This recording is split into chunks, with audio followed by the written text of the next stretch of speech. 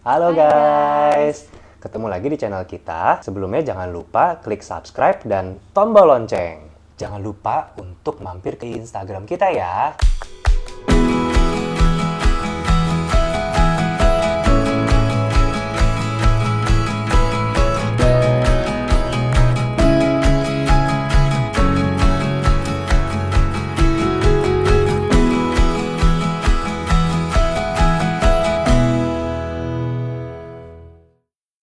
So guys, di video kali ini kita mau sharing tentang seputar KPR lagi ya. Masih berkaitan dengan video kita yang sebelumnya. Nah, jadi kita itu mau ngebahas tentang potensial pengeluaran yang harus diperhatikan sebelum kita mau ambil KPR. Ini versi kita ya guys. Ya, jadi balik lagi, semuanya berdasarkan pengalaman kita. Kesalahan-kesalahan yang kita ambil, kita pengen belajar dari situ, bisa mendapatkan manfaatnya buat kalian. Yes. Nah, sebelumnya mungkin kita mau kasih tahu dulu nih, disclaimer lah ya, kalau kita di sini kapasitasnya bukan sebagai financial advisor ya. Kita murni hanya sharing aja dari pengalaman-pengalaman kita. Nah, jadi kita mau cerita dulu nih sedikit backgroundnya. Diawali dari gue mengajukan KPR. Kebetulan gue mengajukan KPR memang sebelum menikah. Kemudian setelah KPR gue berhasil atau disetujui, nah gue kurang lebih 6 bulan setelah itu gue menikah nih sama Cindy. Dan setahun setelahnya anak gue lahir. Nah, setelah anak gue lahir, kita berencana untuk nabung dana pendidikan atau misalnya dana asuransi kesehatan buat anak kita dan lain-lainnya. Tapi ternyata cash flow kita udah terlanjur mepet karena KPR yang kita ambil itu. Jadi kita merasa terjebak nih sama, aduh, setiap gajian uangnya udah kepake sebagian besar untuk KPR, untuk biaya hidup sehari-hari, untuk tabungan-tabungan yang lainnya yang sudah memang kita rencanakan sebelumnya. Jadinya mau nambah tabungan dana pendidikan aja kita kok ngerasanya kayak berat atau ya mepet banget ya, kayak gitu. Betul.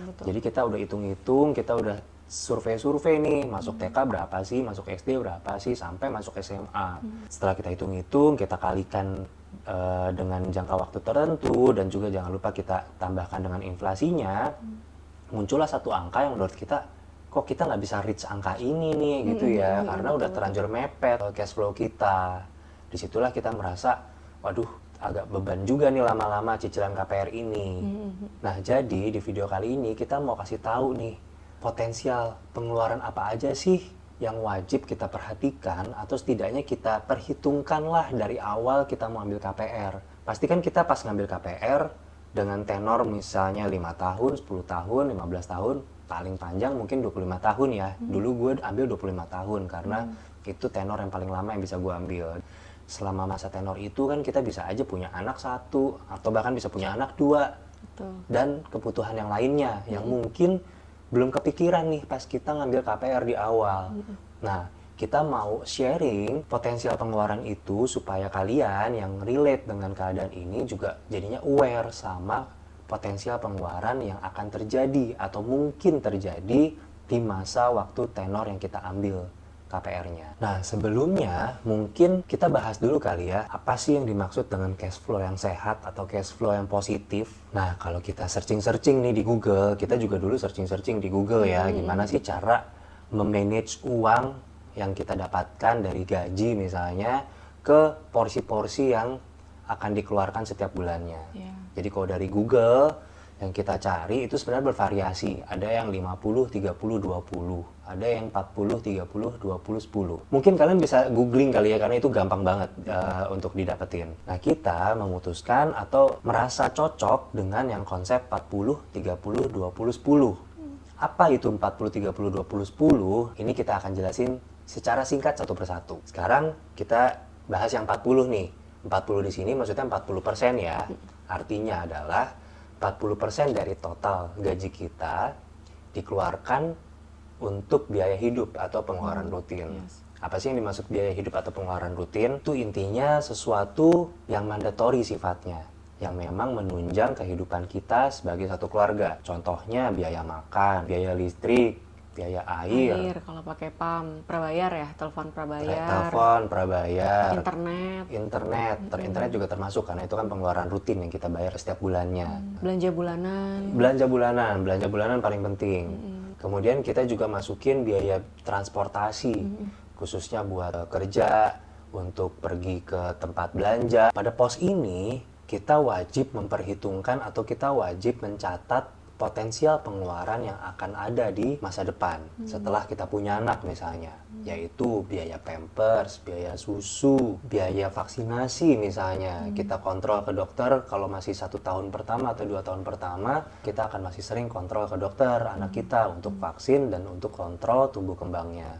Itu kan pasti membutuhkan uang yang bisa kita masukkan ke biaya hidup atau pengeluaran rutin yang ada di pos 40% ini.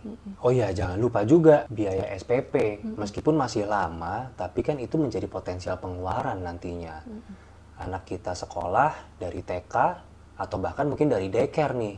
Kita sudah wajib memperhitungkan dari awal kalau ada uang SPP yang kita akan keluarkan tiap bulannya untuk biaya sekolah anak kita. Next, 30 ini adalah 30% untuk pos cicilan atau hutang.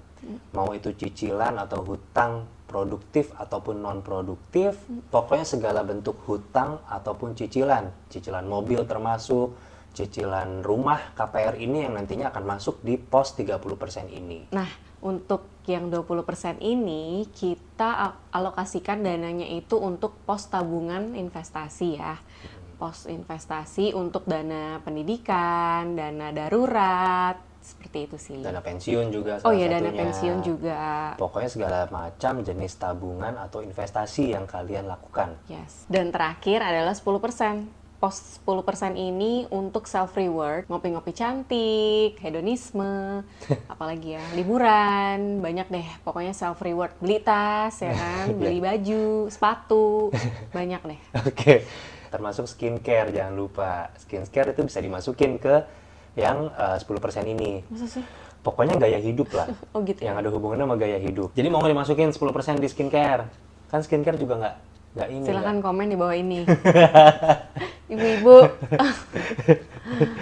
Nah, dengan mengetahui pos-pos yang tadi, pos 40, 30, 20, dan 10 tadi, kita lebih mudah nih untuk merencanakan keuangan kita, termasuk potensial pengeluaran yang akan terjadi di masa depan.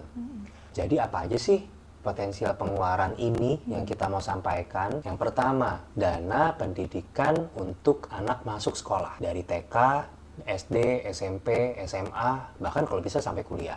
Kalian sudah prepare, kalian sudah siapkan itu. Kalau kita sih kita masukkan di pos yang investasi atau tabungan ya, karena kan itu akan terjadi beberapa tahun lagi. Dan kita wajib menabung setiap bulannya supaya di tahun yang kita sudah targetkan sudah terkumpul uangnya. Nah, yang kedua, kalian juga harus perhatikan nanti kalau anak kalian masuk sekolah, jangan lupa biaya SPP-nya. Jadi kalian bisa targetin deh, atau bisa survei dari sekarang, biaya SPP itu berapa sih? Nanti bisa kalian kalkulasikan lah kira-kira dengan inflasi yang akan terjadi 4 tahun lagi misalnya anak kalian masuk TK, biaya SPP-nya berapa. Jadi kalian sudah aware dengan biaya SPP tersebut yang kita masukkan di pos pengeluaran biaya rutin atau biaya hidup yang 40%. Nah, yang nomor 3 yang wajib kalian perhatikan di awal adalah biaya gaji ART atau babysitter untuk kalian yang memang berencana menggunakan jasa ART. Jadi wajib nih kalian masukkan atau kalian perhitungkan di awal supaya kalian nggak kaget, karena kan biaya ART juga nggak murah juga ya. Betul, dan itu masuknya ke dalam pos yang 40% itu ya. 40% karena pengeluaran rutin. Nah, yang keempat, premi asuransi kesehatan anak. Kenapa wajib dimasukkan? Terutama bagi kalian yang memang merencanakan untuk memberikan asuransi kesehatan kepada anak.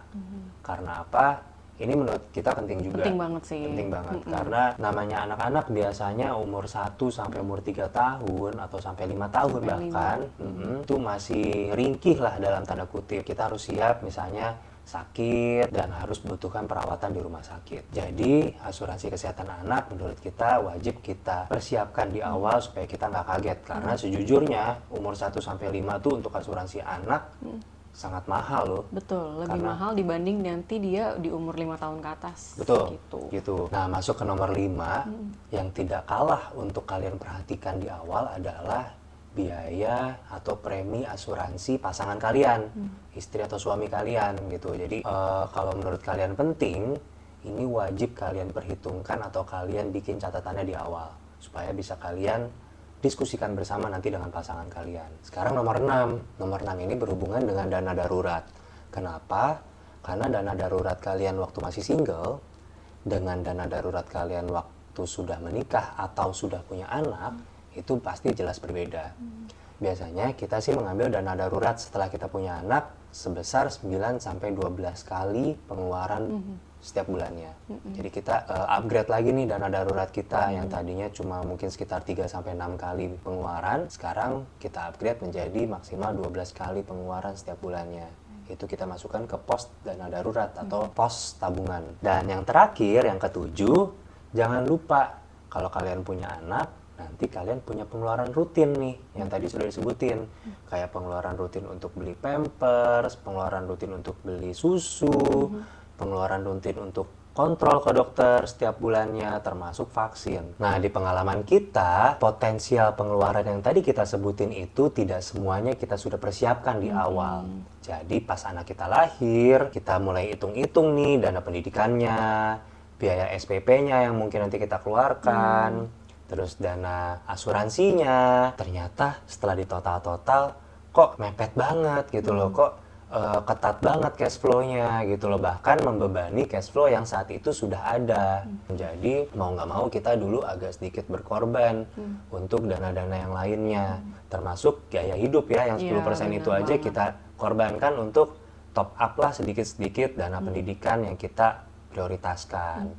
Jadi bisa dibilang waktu itu kita merasa terjebak dengan cicilan KPR yang kita hadapi, karena kita benar-benar kesulitan untuk berkembang. Betul banget sih. Secara psikis juga gimana ya, goyah ya.